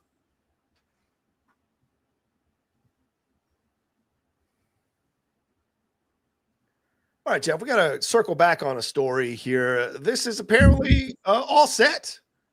Ridley Scott confirms that Paul Mescal is starring in Sam Mendes' Beatles film, is going to be pulling out possibly from his film, from the Dog Stars. And Joseph Quinn is apparently lugging around a guitar on the set of Fantastic Four as he's set to play George Harrison. So it seems like we've wrapped up everybody, as Harris Dickinson will play John Lennon. Barry Keoghan will be Ringo, and Mescal will be Paul. So are we closing the door on this casting wise, or do you think there's still more news to pop off? I just love the Joseph Quinn was spotted on set with a guitar case. Maybe you ever think he's an international assassin deadline? You ever think of that? He's the jackal. Maybe he just likes playing guitar. I mean, I spotted with there's 10 guys outside my door with a fucking guitar case. They all playing the Beatles too? I don't think they're all in contention to play. The whole thing is funny to me, and the fact that Sony isn't confirming anything, and just like random people are confirming things left and right. It's like I joke, like, who is going to confirm Harris Dickinson's John Lennon? The Pope? Is Nicole Kidman gonna do it during like a baby girl Q&A? Hey. Like, I'm sorry, Harris can't be here tonight. He has singing lessons for some stupid John Lennon movie. Like, is that what's gonna end up happening? These are all the names. So, okay, like I said, this summer I gave you the 4 names. Yeah. Charlie Rowe obviously did not work out. Didn't work out. And I said it was going to be Joseph Quinn. I said it before. Anybody else said it after, like The Sun put it out in early October, and people just thought it was bullshit. And I was the one who came out in mid-November and said, it's actually not bullshit. I'm hearing that it is him now instead of Charlie. Poor Charlie. Yeah. Just wasn't famous enough to hang with the big dogs and get a lead in one of these movies. Even though he, out of those 4 actors, he looked like a Beatle the most. Fair. But yeah, obviously he doesn't give a shit about that, Sam Mendes, in putting this cast together, because I've seen plenty of bloggers rail about how Paul Mescal looks nothing like Paul McCartney or whatever. Yeah. Listen, things can be done these days to make actors look different. You know that. Yes, I do. Yeah, come on. I mean, does Gary Oldman, do you look at him and be like, he's a spitting image of Winston Churchill? No. But he captured the energy. That's what matters. Exactly. And I think that these are 4 really good actors. Yeah. I don't know what more people wanted from them other than like lookalikes, which just because they look like them doesn't mean they can actually act. Do you think this is the final gasp on all of this? Like, the Beatles have come back into our pop culture purview with Apple and Disney Plus. That Beatles 64 documentary is fantastic. We had Get Back. We have Abbey Road. It's a lot of Beatles. They released a new song that is nominated for Grammys. And now we're getting 4 movies of the Beatles. Do you think this is it? Do you think we're done after this gasp? Like, if the Beatles will eventually just kind of move to the side and other artists will come up and take their spots? Yes. I mean, unless someone like beats these 4 movies to the punch with one definitive Beatles biopic, with all 4 or whatever. Yeah. I feel like these 4 movies will sort of be the culmination of the Beatles celebration, and then that'll be that. Yeah, it feels like that to me. That this is like the final appreciation. This is the end game. We're in the end game now for the Beatles. And then we'll get the Rolling Stones. Then it'll be that hagiography or whatever. Nobody wants that. Nobody wants that. No? Fucking garage. By the way, if you guys haven't heard John Mulaney's bit about with like Mick Jagger, about when Mick Jagger was like hosting SNL and John Mulaney was the head writer, and John Mulaney would pitch jokes and Mick Jagger would be like, "Not funny." Oh, I gotta see that. It's a great bit. I gotta see that. Gotta go a long way to beating the horse bit, though. That's the best Eddie's thing ever done. Real quick, Gemma Arterton came out and said, former Bond girl Gemma Arterton, who was in, see where this goes. Arguably, what did Gemma Arterton say? She said that James Bond should not be a woman. She said, "You just have to respect tradition." Isn't a female James Bond like Mary Poppins being played by a man? They talk about it, but I think people would find it too outrageous. Sometimes you just have to respect the tradition. Jeff, do you agree? Yeah. I think everyone knows that James Bond should be a man. It's not James Bond otherwise. If it's a woman, that's a different character. I agree. And yes, some traditions need to be respected, and it's in America we have no respect for anything. So yeah, it's true. Yeah, it's a man, baby. It's a man. Fred Tastic says after the Beatles, it'll be an Osmonds biopic. No, the Osmonds, they're already forgotten. No offense, Donnie. No offense, Marie. All right. So one last thing, the Kraven review. Jeff, you didn't get a chance to see it. Here's what I'll say real quick. Aaron Taylor Johnson does as good as he can with this script. I said in my reaction that it felt like they put the script through a shredder and then tried to glue it back together. And that's the movie you got in terms of the script. Ariana DeBose is so wasted in this movie. I feel so bad for her winning an Oscar and you star in an animated film that nobody went to see and Wish. And then you're part of this Kraven disaster, debacle, or whatever. So hopefully that new film she's got coming out in a few weeks or a few months, rather, will do something to move her back into the world. Or else, I mean, she's going to become a Mercedes Rule in my mind, which won an Oscar and then kind of faded back into playing ensemble characters. So we'll see how that turns out for her. Russell Crowe's collecting a paycheck. Fred Heckinger, this is another bad performance on the heels of Gladiator Part 2. I'm sorry, man. Heckinger's got to go a long way to convince me, brother. I did not enjoy him in these 2 movies. So this may be a Taylor Kitsch situation. And then what else? Who else is in that movie? I think that's pretty much it. The action sequences are fun, but the story itself makes no sense. And then they bring in these Marvel characters from the comic books that and they stress their names consistently. They pop in, and then it's not that big of a deal. And I'm like, why are you even putting them in the movie? So just a lot of disappointing things in the end. And I thought there was a really good movie here. They just didn't make that movie. So that's what I'll say. Anything else? I've never been a huge J.C. Chandor guy. I mean, I do think that this movie looks fun, and I still may see it tonight. But do it. Not surprised that the tracking is garbage and that the critics didn't care for it. 15 million, bro. That's not good. That's low. Not good. All right. I think that's everything, Jeff. Is there anything else we need to hit on and we need to talk about? Let's get to some questions. All right, let's get some questions here. Let's do it. Let's hit these Streamlabs and Superchats. Ewok says, any update on Sam and Victor's day off? How about casting either Alex Wolff or Owen Teague for the Richard Edson role and maybe Renzi Feliz for the other guy. Who could play Ferris, Cameron, and Sloan? Jeff, is this really still happening? This can't be happening. Come on. Yeah, I don't know if this is like super high priority. Yeah, I mean, but I do sense theatrical comedy is coming back, so maybe they'll look.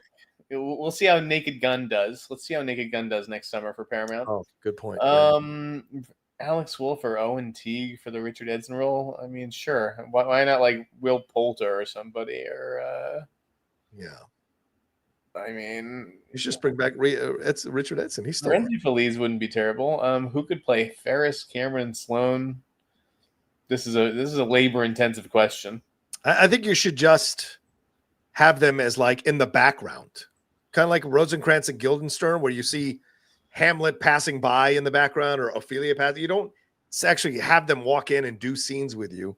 You just have them walking through. So I think that's more the way you approach that. I was watching Inside Llewyn Davis last night, and near the end, Dylan shows up at the club, and Dylan's just a kid who's cast to look like him and play. And then as he's walking past, that's the way you do it. You don't stress too much. I mean, honestly, I don't need a white guy and a black guy. I'm fine, like totally changing the mythology because who I want to see. Yeah, I want to see Eduardo Franco. Oh, dude! After what he did in Y2K and Stranger Things, I like this idea. I didn't like Y2K at all, but I appreciated. Yeah, I appreciated his character, and I think he could be a lead in a movie like that. But obviously, they were white and black. So, dude, he was born like 15 years too late. Like he'd have been all over the Linklater shit in the early 2000s. Oh, right? he would have been in Dazed and Confused for sure. Totally. Max Law says, thoughts on Sundance 2025 lineup, brother. Is this a weaker year? Any exciting film titles will Jeff be attending? Isn't that where you met Max? Was it Sundance? Or no, Toronto. TIFF, right on. Yeah, goddamn good I look in that fucking jacket. Are you wearing the same? Oh no, no. But yeah, it's a pretty weak lineup. I don't know if they're announcing more movies, but I was very underwhelmed by that lineup this week. And no, I don't have any plans to attend. I didn't go last year. It's expensive. It's I think it's really more than twice the price of Toronto for me. And it's fucking cold. Yeah, and it's cold, and it's just all the movies are gonna be out that year. Oh yeah, right, because it's the start of the year, so you're gonna see them by the end of the year. Yeah, with Toronto, it's like we may hold this 9 months until next fall. So yeah, good point. Yeah, Toronto for me is worth the investment, and CinemaCon. Oh yeah, I just got my application today. They let you in? No, I'm saying I haven't even. They sent me the application. Okay, because I told them to reject you this year. that rejection notice is coming. I'm sure your words carry weight there. Max Lawn said, thoughts on the Diddy and Jay-Z situation. What's your opinion? Have you seen the viral clip of Diddy on the Ellen show hugging sick kids? Max, does this strike you as the kind of show where we would talk about this subject? And this is more a spill the tequila subject, but go ahead. Jeff, do you want to say anything on this? I mean, yeah, not really. This situation's getting out of hand. Every day there's like lawsuits from like groups of guys being like, yeah, I got raped too. I don't know, man.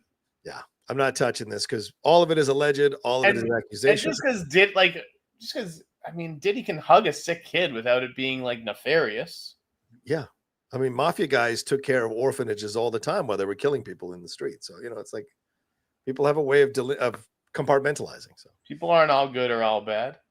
Well, I would say some people are all bad. Am I defending B. Diddy right now? What's happening? No. Julie Andrews was all good. Stop, Jeff. Stop. Victor Garrity says Evans was great in defending Jacob. As for pitching, Evans, man said yes to Red One. So I know. Bad taste in scripts. I mean, Chris Evans, he should have been lobbying them to do a follow-up series. Presumed Innocence getting a second season. Yeah. Defending Jacob was great. Yep. Gia Riz says, hi, guys. What do you think about this new deal between Sony and Tom Holland Production? With already 3 projects in the pipeline. I think we talked about that, Gia, but thank you very much for this. Thank you, Gia. Appreciate that. Max again. Jeff, is it true that Sony wants Madeline Klein as Black Cat for Spider-Man 4 in MCU? I don't know if it's like 100% true, but that's certainly the rumor. Yeah. Also, he wants to know any updates on Death of a Unicorn. Jenna Ortega has 4 projects to be released in 2025. Her projects are completed and just waiting for releases. That's a lot. Is that a Netflix movie, Death of a Unicorn? Or is that no, that's A24, right? Yeah, but why would you put out 4 projects in 1 year? That doesn't seem to make sense. Because she has the Taika movie. Yeah. I forget. Oh, she has the Weekend movie, right? Like that movie. These movies were made a while ago. That thing's been sitting on a shelf for a while. But yeah, I guess they're just happening to come out in the same year. Yeah. Max Sloth also says, any updates on Neon Film, the actor with Andre Holland Studios, been sitting on this for a while. I don't have an update on that. It wouldn't shock me if it was any good. It wouldn't shock me to see it at Cannes. But I can also see that being like some weird Berlin debut, or it'll be this year. I haven't heard anything on it. I just think Neon probably had a jam-packed slate. Andre is a friend of mine, classmate from Florida State University. We went to college. We were in plays. We were in Hamlet together. It was a really genuinely awesome dude, and always quietly confident. And he did it right. He went to New York. He studied. He did Shakespeare in the Park. He got on those stages off Broadway. He's worked his way up. We graduated in 2000. It is 2024. So it has taken him a while to finally get into these positions where he is being looked at as a lead for these projects. And it's great. I loved him in The Nick. He's got a new film that's out that people should totally rent on VOD, Exhibiting Forgiveness. He's incredible in that film. So I want to see him pop up with this film very soon. I would love to see it happen. Always cheering him and Cassandra Freeman, 2 classmates who I champion big time. Big Bronx Buster saw a world of real that you, Jeff Snyder, reported Wuthering Heights is releasing in late 2025, even though it hasn't even started production. Isn't Warner's schedule busy with Backed & Cross, Judy, and Weapons all coming out, Jeff? All getting shot, rather. Put it this way. I heard for sure it was being dated. For sure. Okay. I didn't necessarily hear that it was late 2025, but I believe that if it was late 2026, it wouldn't be dated. Right? Oh, yeah. I don't think Warner Brothers is looking to date non-blockbusters for 2026 already. So if it's getting a date and it's not late 2026, then it can't be early 2026 because this is an Oscar contender. Yeah. So just by the process of elimination, I think it will be out. Okay. By the end of next year. And I think it's going to start shooting early next year. That's the plan. Yeah. And that'll give her all summer, to edit. I mean, it's not like some movie with like explosions and visual effects and all that stuff. I think that Saltburn, I think, was made pretty quickly. So yeah, I think she could have that ready in time for the fall festivals as long as she's starting early next year. Okay. Lemmy Ward, thank you, Lemmy. He says, hey, boys, hello from Sydney. Now, this is Austin Butler here. Have you considered doing a live event for the show with your fans? I would definitely fly to LA for that. Love your work, boys. Jeff, I have thought about it. Oh, well. Ooh, John's thought about it. John, I used to do this all the time with Matt Notes. What am I, not good enough? I can't do a live show with you. Well, Matt used to handle the particulars. Now I've got to do it. So yes, it's not you would have to handle it. I know you wouldn't do it. I think it's very possible. I think we found the right arena and timing wise. And listen, 2025 is going to have a lot of shit, Jeff. So maybe we do one live one every 3 months in LA. That could be a lot of fun. Make a little bit of money on the side, sell some merch. I think I might be down to make that happen. Maybe, I mean, we could, yeah. Maybe 100-seat theater, find some place like that. Or maybe we could dare to go 200 with the Ricardo Montalban Theater. That could be a lot. Do that. We could just rent a screening room too. I mean, it doesn't need to be like a proper theater with a stage. Like we could just sit in front of literally a movie theater, rent a movie theater out and just say. That's what we did. But the first one with me and Matt in LA was the 50-seater. So yeah, it's certainly possible. We'll think about it. I'm definitely going to be doing more stuff in 2025 for sure. Victor Garrity says Awkwafina voicing a bird in Star Wars, probably. What kind of bird are you? I'm a hawk. What kind of bird are you? Galliot Production says, what's going on with JJ's new movie? Does JJ have a new movie? Yeah, with Jenna Ortega. Is it coming out this year? Not this year or not next year. No, I think it's like 2026. Yeah. Goopy G says, Emilia Perez getting these nominations is insane to me. Hey, man, Denis Villeneuve came out and said that's one of his favorite films of 2024. So, If you're not seeing Emilia Perez, I get it, but I think it's a good movie. Aside from poor Selena Gomez's Spanish, which was so fucking difficult to get through. I mean, honestly. Was it really? I mean, maybe for a native Spanish speaker, but like I didn't notice anything too crazy. Right, because you're American. You don't speak the language. We speak the language, and Eugenio Derbez calling her out, I think, was fair. And I thought Selena's response was very classy, very respectful, because she respects Eugenio. And it was all about the fact that, the way she said certain words, you could tell is not her native language. So it was rough. It was rough. But the film itself, Zoe Saldana, is fantastic. So I definitely highly recommend it. Brady BK says, started watching Landman. Fuck yeah. How does Taylor Sheridan do it? He's basically a one-man show and knocks it off the park with every project. Brady, he is not a one-man show. Let's put that on the fucking table right now. His name is on shit, but he is not a one-man show. There are plenty of other people who help him do these things. But he's clearly turned into a cottage industry. And are you watching any of this stuff, Jeff? Any of these Taylor Sheridan projects? I am going to catch up on the Taylor Sheridan universe over Christmas. That is my plan. I have not started Landman yet, and I'm behind on Lioness. Okay. Dude, Linus season finale was great. Day of the Jackal took over. Day of the Jackal is like top priority. And then tomorrow it's Dexter. So Dexter. Yeah. I was seeing an interview with, was it Kurt Sutter, who did Sons of Anarchy and kicked Taylor off. He said, I guess it was the greatest thing I ever did because Taylor has gone off and he's exploded. And that probably was what it was, is that Taylor was ready, like George Harrison. He was just ready to go do his own thing, and he didn't want to be under Kurt all the time anymore. And so sometimes when you bloom up, you got to go. You can't stay. Wayne Edwards says, I'm loving the behind-the-scenes info you guys give every week. Thank you. The more I hear about Gunn's DCU, the less I'm interested. And I'm a fan. Superman has to succeed. The rest is kind of pointless until then, in my opinion. You're 100% correct, Wayne. Yep. Nothing else matters. This is all noise until Superman comes out. And there's a big fan event on Monday. Oh, should I not have said that? Oh, there's a big press event for Superman on Monday, I believe, that the press is going to be going up to Warner Brothers to see the trailer. And you know what that means, that a few days later, they will likely unveil it to everybody as a little pre-Christmas present. Did you get invited to this? What do you think? I mean, you were there for James Gunn. I was, but I had to talk my way in that morning. I found out that everybody was going up that morning. This is a little different. I actually don't think, like, it's one of those things where if they invited me, I would go. Yeah.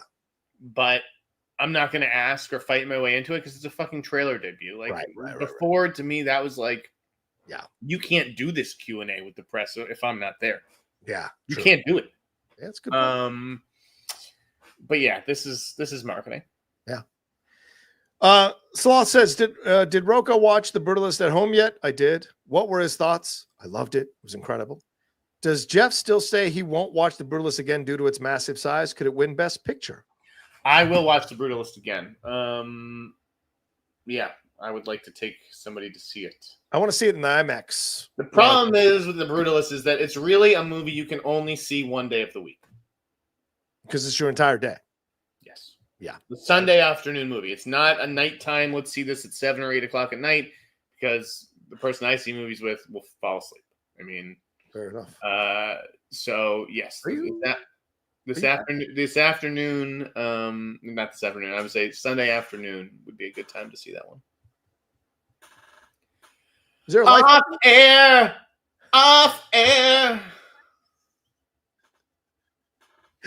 Fine, you little bastard. Mike from Montreal says, hey, John, Stephen A spoke on this today. Oh, God, help us all. Are you two people really making good money? What is the dollar difference between you and the Real Rejects, for example? Can you make a great living? Belichick, wow. Thoughts? Merry Christmas. I'm so fascinated by this question because I would love it if we lived in a transparent world where everyone posted what their salary was. First of all, there's no salary. Everything is dependent on what content you create every day. 100%. Every week, every fucking day. Like my Kraven reaction is at almost 50,000 views. I had no idea that was going to do that well. My trailer reaction to 28 weeks later or years later, that's almost at 20,000 views. I had no idea it was going to do that well. So you just never know, right? Some people figure out the algorithm and blow up like crazy. I'm more taking my time, putting this all together, doing shows. And so this is more my speed. So I'm not at the Real Rejects. They are making a crap ton of money with 1 million subscribers, but they also have to create content that's going to hit certain thresholds so they can keep their subscribers or keep their sponsors rather. So that's where the danger lies, is once you become big enough that sponsors want to sponsor you, you are now beholden to create content that will keep the sponsor sponsoring you because of the number of views you get and the number of clicks you get in those kinds of situations. Clearly, the Real Rejects are doing very, very well, doing much better than me because they have a team of people they're paying now. Yeah, both of us. Yeah, to come in. Yeah, exactly. Yeah, they're able to pay a team. Now that means that they're doing well, but like at the end of the day, a lot of that money is going out the door to pay for the talent, to create more content, to create more views, and it's exactly. So I don't know that if they're getting as rich as we all think, although they could always fire everybody tomorrow and try to do it themselves, it just wouldn't work as well. Yeah. So but I applaud those guys. Greg clearly figured it out with some help from other people. I think even he would admit that, and he's gotten in a great position. But they were working at it for years. People always come after me and go, "Oh, look at you, Rocha. You don't have as many as everybody else." I've only been doing it for 4 years. Other people come in and they're talking about different things. They're younger, different approach. It's just different. The Real Rejects were doing it for many, many years before they finally now have kind of broken through. Look at Wendy's channel. Wendy had like 20,000 for a long time, and now she's almost at 100, if not already past it. Wow. So it's all timing and the type of stuff you do, right? And you got to stick with it. It's about the perseverance and all that kind of stuff. And I'm happy for Greg. I'm not always happy for everybody, but I'm happy for the Rejects. And yes, Zeno Hour in the chat, Roxy equals money. Yes, Roxy can equal money for sure. Owen Lanning says, my guys, I love Gunn and DC and I'm super excited, but what is wrong with society where people can't handle people's opinions on things? Found myself going to bat for Snyder's newsletter with people going nuts over Jeff's opinion piece on Gunn and Twitter. Yeah, Jeff. Again, the Gunn bros. There are Gunn bros. They are out there and they're growing in voice, growing in size, and they've become what they've beheld. And I don't know that they are content that they have done so. So your thoughts on this? Again, Joe? it's two different points. If you're a fan, you want to hear from James Gunn every day. Yeah. Sure. If you're me and you're an industry columnist, on behalf of the industry, I think everyone's looking at him like, what are you doing? Yeah. That's the difference. People want to turn journalists into fans. And then when journalists become fans, they want to give shit to them because they're not being journalists. So there's no winning. There's no fucking winning in this game, unfortunately. I'm the only one who's winning. Okay.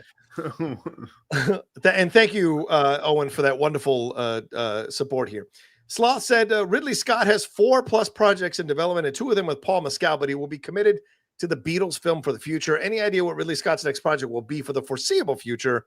Will it be the Bee Gees? Yeah, Jeff, now that it looks like Paul's going to step out, is he going to replace Paul or is he going to put that on the back burner and move on to the Bee Gees film? What do you think? Don't know. I assume that he's going to try to stick with the Dog Stars since that is planned for early next year and he'll just find a replacement. Right.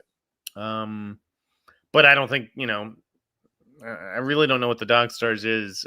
So if I was him, I would try to get revenge on the Beatles by trying to get that Bee Gees movie up and running. Yeah, that's not a bad idea. I think it's a way to take some of the Beatles sales out a little bit. Not that the Bee Gees are anywhere as big as the Beatles, but I don't know. You don't know. Listen, the Bee Gees are a huge band, but the Bee Gees were around for decades. The Beatles did it for 8 years, But I hear you. Drew says, hey, guys, I love the show. And Jeff's been coming in with great scoops lately.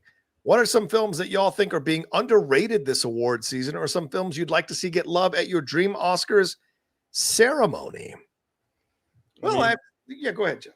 For me, it's the Trump movie, The Apprentice, which is a great movie. Don't care that it's about Donald Trump. And Femme, which is a movie that Peter DeBruge at Variety had on his top 10 list, and that this season I've decided is my measuring stick of like, do I like your top 10 list or not?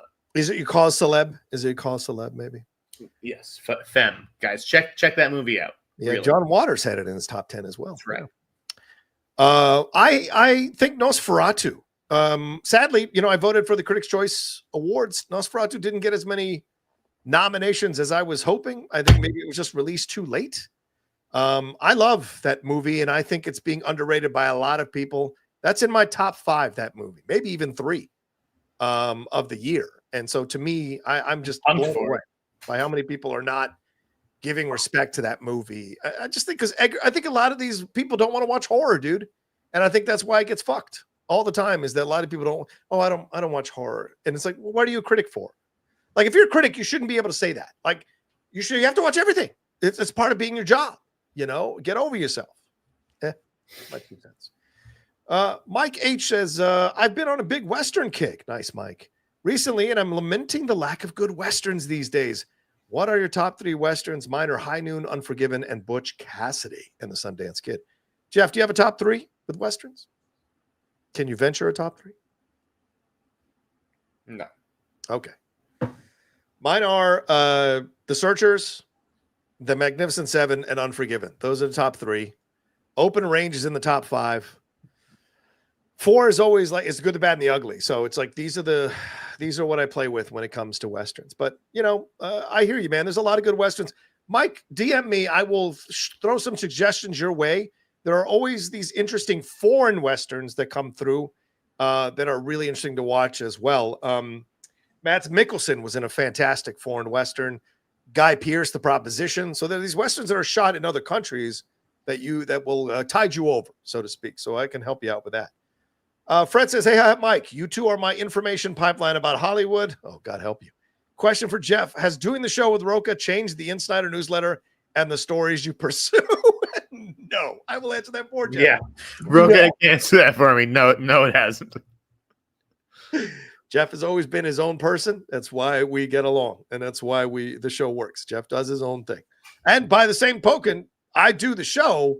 I don't, depend on Jeff's newsletter to do the show. But if Jeff breaks stuff, if Jeff mentions certain topics, I will read his newsletter and then use that if there are any subjects that work for our show to put it up there and let Jeff take the lead on. Let's see if Nomad goes viral. Let's see.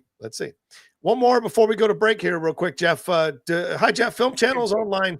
Actually, we're not going to take any more breaks. Yeah. I thought the same thing. To the same token. Yeah. Doug Development says, hi, Jeff. Film Channels Online are extremely enthusiastic about Demi Moore this award season, considering the substance, commentary, and aging actresses, and that the Oscar favorite Mikey Madison is only 25. Do you think she can steal the Oscar from her? Well, I think she'd earn the Oscar, not steal it. But what do you think, Jeff? No, I don't think that's not a winning performance. That's a performance that would be lucky to be nominated, and I hope that she is nominated. I think she would be a deserving nominee. But you mean Demi Moore? Yeah, Demi Moore. Okay. You don't win for that. Again, I don't really think Mikey deserves or needs to win either. Yeah. I thought she was really good, but not like amazing. So yeah, neither one would get it in my book. Is Nicole Kidman your poll setter right now? Who's number 1 in your book? I still have to think, but yeah, Nicole Kidman I thought was fantastic in Baby Girl. Amy Adams is really good in Night Bitch too. I think we're gonna start hearing more about that movie soon. Yeah, we will see. Yeah, I like Nicole Kidman. Baby Girl is great, unsettling and great. Mike McKenzie says, hey guys, sorry for missing the live show. The Game Awards are currently on. Jeff, what is John's hottest take of this year? And John, what is Jeff's hottest take of the year? John's hottest take is his continued and ongoing insistence that John Boyega will return for Star Wars. Yes! He will be back. I swear it's. I hear he will not be. Yeah, you're hearing from the wrong people. I'm telling you. I've talked to Kathleen. She's told me. No, I'm joking. What is your hottest take of the year? What's the one you got the most shit about, Jeff? Can you even say? Well, this week, I got a lot of shit for Nickel Boys. What did you think of that? Oh, the Nickel Boys thing, right? What did you think of that movie? Did you see it? Yeah, I thought it was really good. I don't understand why you didn't like it.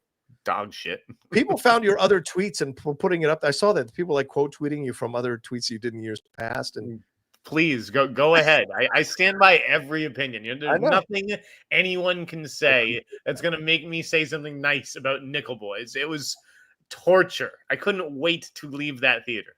I think you're wrong, but that's your right to have that opinion. And Tree of Life, I thought Tree of Life was great, and you don't like that. But I agree with you on Inside Llewyn Davis. As I said, I watched it again last night. Another one. I haven't seen it in forever, and I watched it again last night to see, like, do I really not like this movie? It's the Coens. I really don't like a Coens brother movie because we're going to be doing the Coens for the Cinephiles next year. And I was like, no, I don't like this fucking movie. I just don't like this fucking movie. And when I saw that it's ranked like in the top 16 or 20 films of the 21st century by like Hollywood Report, by all these notable publications, I'm just shocked. I'm like, what movie did you watch? So Nickel Boys was a movie where the whole time I sat there wondering how many emails did Jen Salke read and reply to while she was watching this movie in an Amazon screening room? Like, this is the definition of I need to be folding laundry while this movie is on. It was so like boring. My favorite book, other than I guess 10 Little Indians, is Sleepers. Oh yeah. Okay. I was kind of excited for this. I mean, and people had warned me, listen, this may not be your cup of tea, but I was like, actually, I think it might be, because I really think, like, I'm intrigued by the story. I'm just curious how it's all told. What is the point of filming these first-person scenes where you're just behind the actor's head? You can't see the emotion on their face. What is happening? How many times do I need to see the stars changing through an odd angle shot through a boxcar window? I mean, it's 2 hours and 20 minutes, John. Yeah. You could cut 20 minutes of these shots of boxcars and things going past. What? I get that it's impressionistic and it's a vibe, it's an art house thing, but I'm just like, dude, tell the story. I like, because it leads you up to, it leaves it up to you to sense what you think is happening. It challenges you as a viewer in that way. So for me, it worked. It's a style, and clearly it did not work for you. So and I totally respect that. Let's see. Oh, Fred says, since we have no James Bond and possibly losing Ethan Hunt, does Pattinson as 007 and and Austin Butler as Ethan Hunt work on screen? Even though I think Chiwetel Ejiofor would be an awesome change for James Bond. Who? Robert Pattinson as James Bond. But Austin Butler's Ethan Hunt, and Chiwetel Ejiofor for James Bond. Chiwetel Ejiofor as James Bond? Yeah, I don't think it would ever happen. I think that should have happened 15 years ago. I mean, right. Good point. Again, I think Theo James would make a great James Bond. Yeah. And I do think if the monkey hits, that could be a possibility. I mean, if that's it. Wait, there was something else you said. Ethan Hunt, Austin Butler for Ethan Hunt. Right, Glenn Powell, I think, is still Tom Cruise's guy for Ethan Hunt. No, there was something else. Hold on. Ethan Hunt, James Bond. What the fuck was I going to say? Oh, the Aaron Taylor Johnson shit. Oh yeah, done. Oh really? He's not going to be Bond now. Nope. Heard it here first. He's out. He's done. Yeah, is it because of Kraven or because of anything else? Don't know. Won't want to speculate, but I'm pretty confident it won't be him. Okay. All right. There you go. All right. I like this from Yash though, right? He says you see Robert Pattinson doing good Castor Troy. Not exactly, but so there was a report this week about Face Off 2. And that the sequel is going to be about the kids, right? And that Cage and Travolta will come back, but only in supporting roles. Who do you play the kids? Now, I don't even need to get into like boy, girl. There's two girls. I don't know. Who do you cast in Face Off 2 as young leads? You take it. I don't give a shit. That movie was not that good. That movie's not that good. So I don't know why they're doing a fucking. I think Will Poulter would be good as either or Travolta. I can see him on either side. Yeah, because he kind of could look like Joan Allen. He's got a little bit of the Joan Allen to him, so I could see that. Yeah. But I did think of him, I will say, it was more of like the Cage, like crazy, big-eyed, like big, loud, bold performance. Yeah. Yeah, maybe. Hey, what about Heckinger? He needs a job. Let's see. What else have we got here? We got a few more, Jeff. I'm sorry. We got more to do here. Mike from Montreal says, we're the NFL chat this week, and you missed the question on Bill Belichick. That's right. For John, did the Brutalist feel like a PTA movie? Thanks. No, I wouldn't say it felt like a PTA movie. It felt like a Sergio Leone Once Upon a Time in America movie. That's what it felt like to me. Yeah. It felt like a Paul Thomas Anderson movie to me, and it felt like The Master meets There Will Be Blood. Okay, fair point. Yeah, what's your feelings on Bill Belichick going to North Carolina? By the way, one of my scoopers sent me that 2 weeks before the announcement was made. I couldn't believe it. Was it? Yeah, December 4th. Oh, no, I guess 8 days ago. Belichick interested in the UNC head coaching position only if he can't get an NFL gig. Sent that to me on the 4th. You got to put that out there, kid. You got to put that out. I should have. Just like the Kevin Durant one. I had that one as well. Don't follow college football at all. Could not name, like, gun to my head, Jeff. I'm going to kill your whole family. I do, like, you have to name a single college football player. You guys take care. Have a take it. Goodbye. Loved you. I'm gun to head. I cannot name a single fucking college football player. So I don't give a shit. I guess it's a good thing that he's not coming back to the NFL because the Patriots still exist and he is a great coach. So, sure. I think it's bullshit. Look, his reasoning is bullshit in that, the NFL has changed the politics of the NFL. Shut the fuck up. Like, there was nobody who bitched about the NFL during his time as a coach more than Bill Belichick. He's never been happy with the fucking NFL. So him trying to use the NFL when the fact is people don't want to hire him because he's an egomaniac and he's a control freak. Well, that's one of the things that's changed on the NFL. They used to not care if you're an egomaniac or a control freak. It's, do you win ball games? Right. And yes, he does. And on that basis, he should be hired. And instead, it's, he's not nice. He doesn't have enough personality for TikTok. What the fuck? If I'm Bill Belichick, good riddance to the fucking NFL. Go fuck yourself. I'm going to teach young men and turn them into men, and they'll be grateful and appreciate it, whereas no one professionally appreciates it anymore. Yeah, you're wrong, but okay. I think he's old. He's curmudgeonly now, and he can't do it like he used to, and he can't get people into place. So running off to college to keep his career going because he's dating a 28-year-old. Maybe she'll be a graduate, get a job there, a graduate assistant or whatever. Fine, go and do that. But I think he's going to fail. I don't think he's going to win a national championship.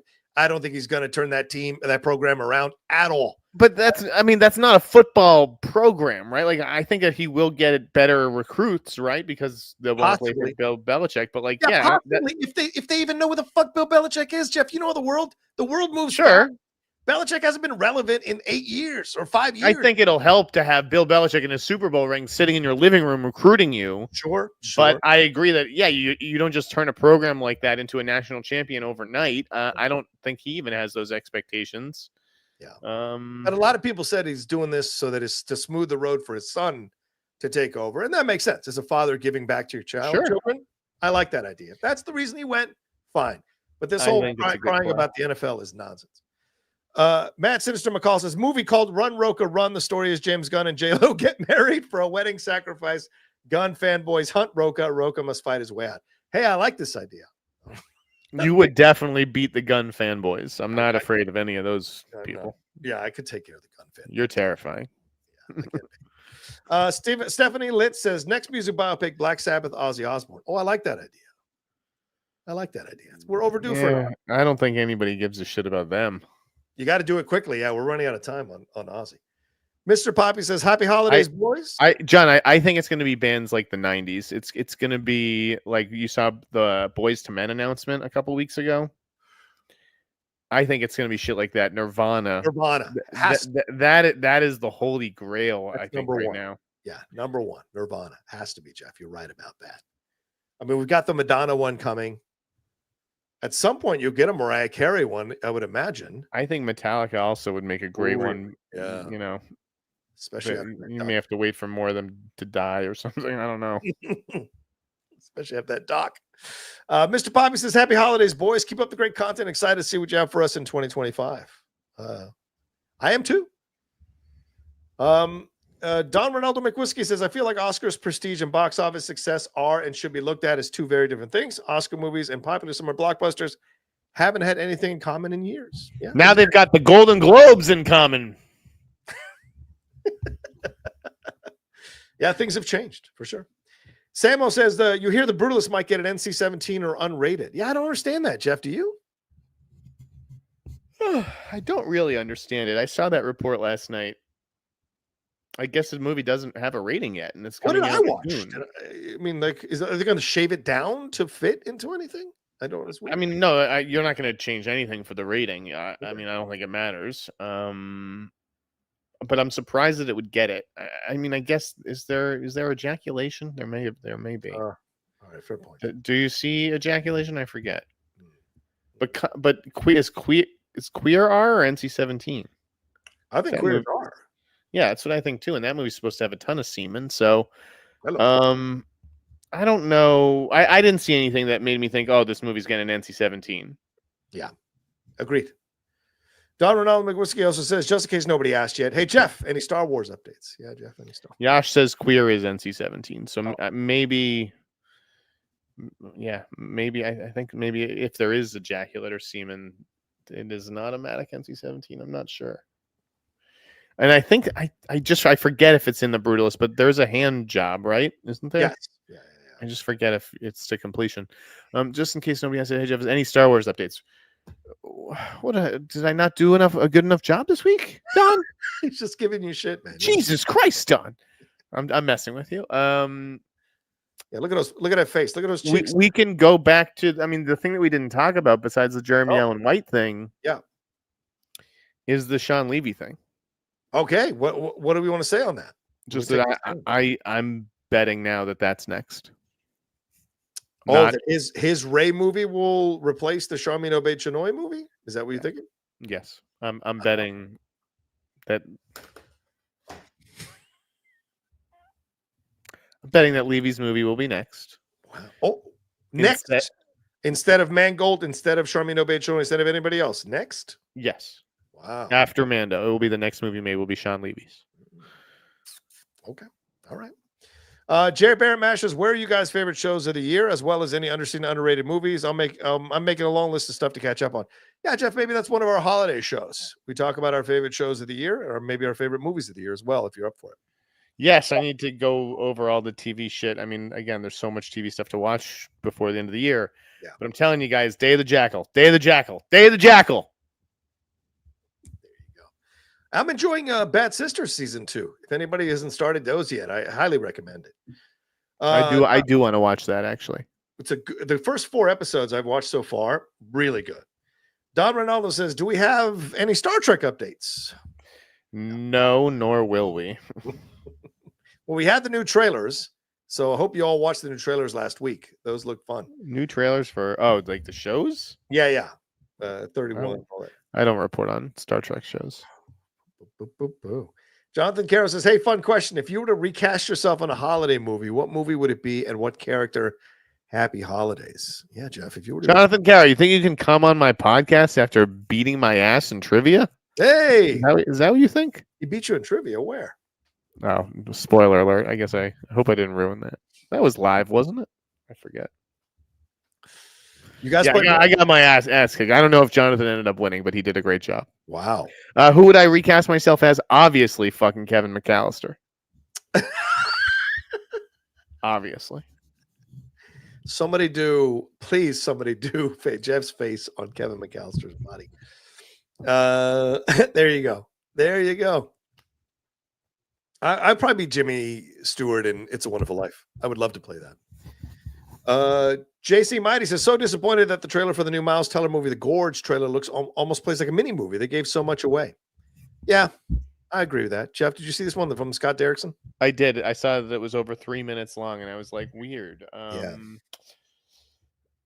Didn't need all of that, and it didn't look great, and I have heard it's not very good. So yeah. It's a bummer because I love Miles. Yeah.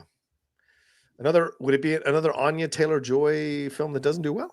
Like, listen, she's great, but dude, she's working with Chris Evans on a movie right now that I think sounds absolutely horrible. Oof. It's called Sacrifice. Yeah. Furiosa underperformed. I don't think the Northman made that much money, so questions to be asked. Domino says, I love how she plays chess in this movie, by the way. Because you guys work hard, do you know how hard I work for 12 cents? It's embarrassing. Oh, thanks, Don. It's very kind of you. Matt Sinister McCall says, long live Robert Eggers. It's Eggers, not Edgars. And the GOAT, Black Phillip. Oh, God, that fucking question that Jeff beat me with. Wouldst thou like to live deliciously? All right, I think that might be it, Jeff. Oh, wait, we got a couple more here. Hold on. What Real Entertainment says, I'll be honest, as a black man, Nickel Boys was meh. Most of it, figured it out early on. Didn't like how it was told, but the effect it has at the twist was why it won me over. Would have liked it more if it wasn't first. What is the twist? What was there to figure out? I don't spoil anything. We're not going to spoil. What is there to spoil? I literally don't understand the, like. Okay. All right. What are you talking? Like, did we not know what was going on? He'll have to DM you, I think. What Real also says, also, Rocha, I'm with you. Heckinger is more Meckinger. I'm excited. I didn't even think about that. That's good. He's in Nickel Boys too, by the way. Yes, I know. Need I say more? I'm excited about Superman based off what I saw while it was filming in Cleveland, the birthplace of Man of Steel, which, by the way, glad Gunn fought to film here for that reason. That's cool. Yeah. And two last ones. Dodger says there's a reason that Eon Productions is likely interested in Chitty Chitty Bang Bang. Ian Fleming wrote the novel. Since Eon holds the rights to Bond, it seems likely that they own the rights there as well. Well, yeah, I guess that makes sense for sure. Well, yeah, obviously they have the rights if they're producing it. Yeah. Two more here from Renitas Gojira's 1954. Saw John Campion's review of Kraven. I think it broke him. Dan Murrell said it made him question his life decision to become a movie critic. So I don't know what else you need to hear from people about Kraven, for God's sake. Can it really be that bad? I gotta go tonight now. You gotta go. Go tonight. Go see it. I gotta go. Don Ronaldo, don't be Grace. Don't be the anti just on purpose. You know, take your own medicine. How you accuse people of being a groupthink. Don't also be a rebel just for fun. Like, if it's legitimate that you like it, fine. But you like to anti-poke sometimes, and that's not always your honest opinion. Don says, what's y'all's favorite cocktail around the holidays with the familia? Some bourbon, some Guinness. Happy holidays, everyone.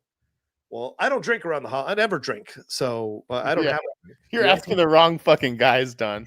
I went out to the holiday party last night. Everybody's putting in their drink orders, and so I go to the waitress. I was like, "Can you get me a glass of your most expensive?" And like the boss's eyes light up. Everyone's like looking at me like, "Holy shit, what's he about to order?" I go, "Your most expensive Coca-Cola, thank you." And keep it coming. And keep it coming. Don't be shy. All right, there we go, Jeff. I think we got to every question. We got to every Streamlab and Superchat. Thanks to everybody who sent stuff in. I'm looking back just to make sure I don't miss anybody. Yeah, I think we got to everybody. So thank you so much to everybody. Thanks for hanging out with us. Thanks for the lively chat. What day is today? The 12th? Today's the 12th. It's Thursday.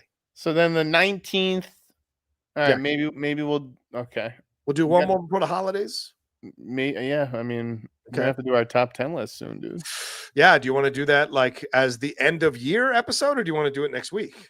Yeah, maybe end of year episode, because I need time to see some more shit, dude. I'm behind. Yeah, I'm not one of these Critics' Choice members where they invite you to everything and ply you with foods and goodies and T-shirts and hats and things to take photos of and put them on social media. Just so we're clear, I've got none of that, by the way. But it's because I don't live in LA. So, you know, but yeah, I'm proud to be a part of Critics' Choice. The app has been immeasurably helpful this year in getting into these movies, because I don't want to be in theaters anymore. I just don't. So, what do you think? What do you make of my theory that the Critics' Choice rejected Baby Girl because critics don't fuck? I think that's a stupid theory.